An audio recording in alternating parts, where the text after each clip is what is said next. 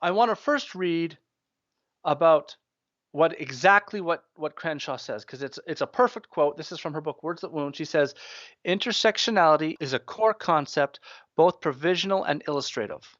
Although the primary intersections that I explore here are between, and we'll recognize these, race and gender, the concept can and should be expanded by factoring issues as class, sexual orientation, age, and color." Now here's the money quote.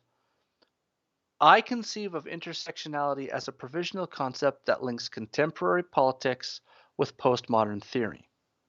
So, what she's going to do is, remember that all that postmodernism we talked about where everything was subjective, there was no objective truth. She's going to take intersectionality and she's going to use that concept to link postmodern theory and politics, and she's going to link those things together, and the bridge that she's going to use to do that is intersectionality.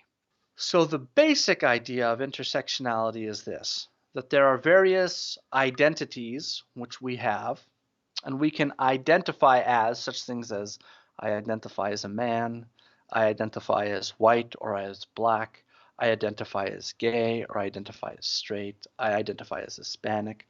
All these socially salient identities.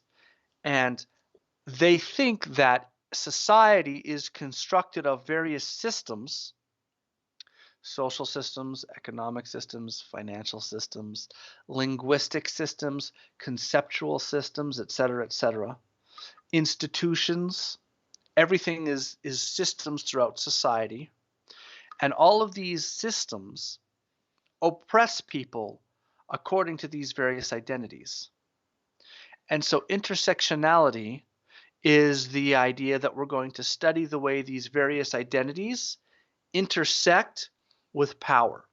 So what that looks like is something like this. You could picture a roadway where you would have the gay road, and then you have the straight road, and then you would have the race road and the class road and the disabled road, and all of these roads are going to interlock with each other. So you'll have a straight white person, and then you'll have a disabled Hispanic person, and then a Jewish disabled gay person, and then a poor disabled autistic gay black Jewish feminist. And all of these identities interlock, right? They all stack on top of each other. And intersectionality is the theory behind this.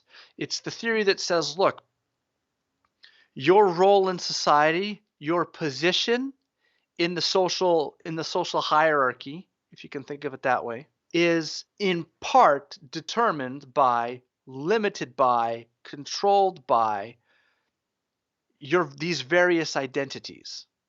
That's what they think. So they would say that society has socially conditioned us. It has taught us. It has, in some sense, I don't want to say brainwashed, although that's kind of pointing in the right direction. The idea is that it has socially conditioned us to accept certain identities and to have certain ideas attached to certain identities. So as a white man, I've been conditioned to behave a certain way. I've been conditioned to think and to speak a certain way and to view myself in a certain way. A black person has been socially conditioned to have a different way of viewing themselves. A Jewish person has been socially conditioned in another way. And their view is that all the social systems that exist, the law, the institutions, the financial system, the linguistic system, the education system, all of these various systems in society have been created by and in the interests of heterosexual white men. And therefore, everyone else in society who's not a heterosexual white man, so women, trans people, gay people, black people, Hispanics, all of the people who aren't in that are oppressed in various ways. And if, for example, you have two oppressed identities, so suppose you are a black woman, so you have both black and woman.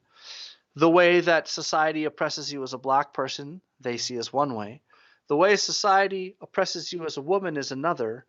And in that in that cross, in this little area right here, that spot, in that area, that's the intersection of the of the oppression of black people and the oppression of women. And so a white woman doesn't face the same oppression as a black woman. A black man doesn't face the same oppression as a black woman. And the black man and the white woman don't face the same oppression as each other.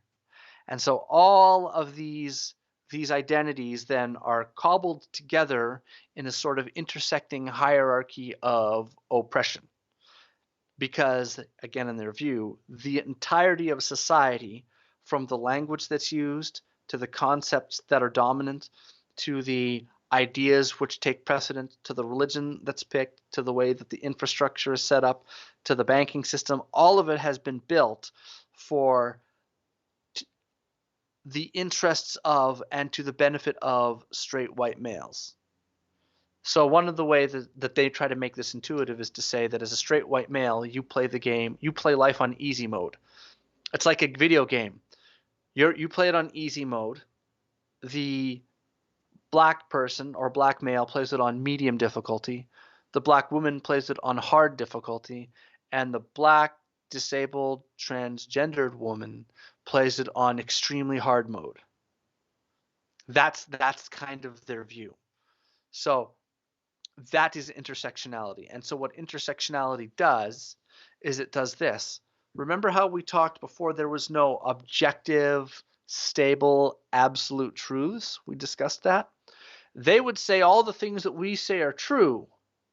For example, everything from 2 + 2 = 5 to science is the best way to know about physical reality, to the law of non-contradiction, to the rules of logic, to what counts as reasonable and rational.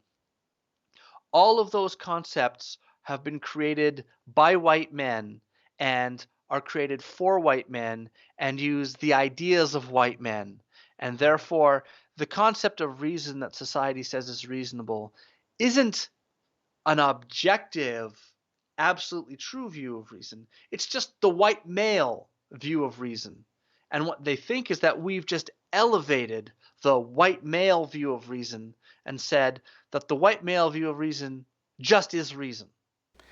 I'm trying to figure out if this is a test, but you snuck in 2 + 2 = 5 in there. Is this a test? Are you testing me here? No, I did a thread on that a while back. We can link it in the description for the video. But they did try to make an argument that 2 + 2 equals, when we say 2 + 2 = 4, all the assumptions that we're bringing to bear on that are the assumptions from whiteness. And the example that they gave is they said you could take a square, right? And then you could cut that square into 4 parts, and then you'd have 4 squares. But if you take all 4 squares together, like that, and put all 4 of them together, it would form one larger square, right? And so you'd have 4 small squares and 1 large square. Well, that's 5 squares. So 2 + 2 can = 5. And you sit there and you go, no. 2 small squares plus 2 small squares equals 4 small squares. That's what it is. And they go, well, from your white male perspective, but if we include the fact that 4 small squares can also make to 5, can make a large square, that large square is also a square. So we have 4 small squares and 1 large square. And you sit there and you try and follow it, and you kind of go, oh, and you kind of scratch your head and you go, wait, no. No, that's not how this works. But they would say it is how it works. Rochelle Gutierrez from, I believe it's the University of Illinois, said in one of her papers, Living Mathematics, that she actually was not trying to pursue any form of absolute truth. She states that explicitly. And she says that she wants to get away from the idea that mathematics can actually solve things, because she doesn't believe that there is an objective, correct, right, proper way to do math. There's just different conceptions of math that are different according to different cultures.